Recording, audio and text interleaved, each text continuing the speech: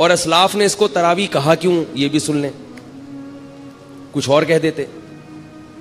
یہ بھی بڑی ٹیکنیکل بات ہے, نوٹ کر لیں, نوٹ, یہ بڑی خاندانی باتیں ہیں, خاندانی.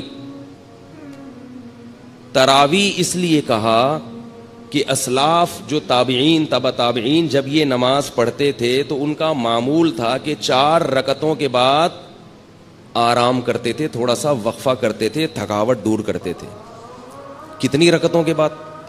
4 رکعت. تو اب 4 رکعتوں کے بعد ریسٹ. عربی میں ریسٹ کو استراحہ کہتے ہیں. کیا کہتے ہیں؟ استراحت. ہوتا ہے نا ایک جلسہ استراحہ, استراحت. استراحہ اصل میں تھا استرواح, اور اس کے جو اصل حروف ہے نا وہ را, واو اور ہا ہے, روح. اسی سے مروحہ ہے, پنکھا, مروحہ, را واو ہا آ رہا ہے نا. پنکھا کیا کرتا ہے؟ ہوا پھینک کے آپ کو راحت دیتا ہے, بشرطے کہ چل رہا ہو. کئی ایسی والوں کی تو کوشش ہوتی ہے کہ نہ دے.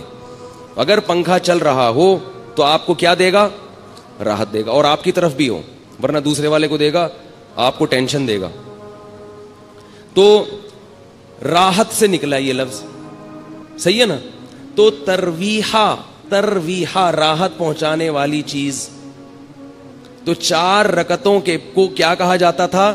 ترویحہ, کیونکہ اس کے بعد وہ کیا کرتے تھے؟ راحت حاصل کرتے تھے.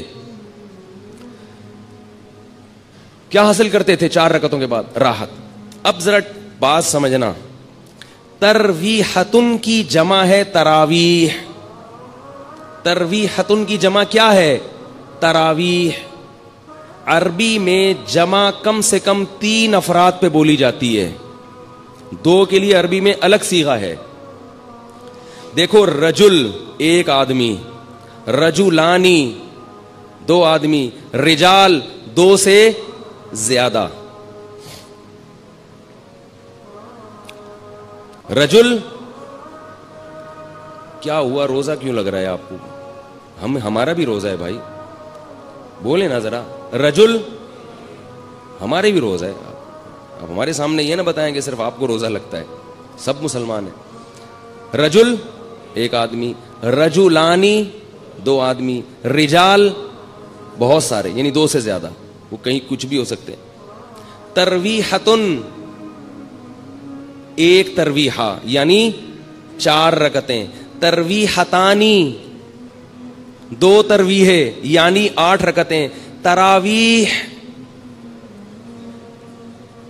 8 سے زیادہ. پتہ یہ چلا کہ اسلاف کے دور میں 8 رکعت تراویح کا تصور نہیں تھا, ورنہ وہ اس کو ترویحتانی کہتے. تراویح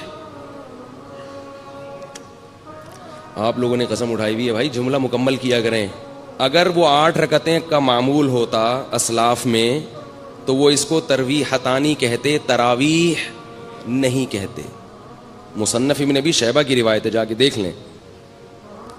اور مزے کی بات یہ کہ عربی میں جمع کی 2 قسمیں ہیں, ایک جمع قلت اور ایک جمع کثرت. جمع قلت کہا جاتا ہے 9 تک کے افراد, اور جمع کثرت اس سے بھی زیادہ. تو تراویح کا مطلب 3 ترویحوں سے زیادہ.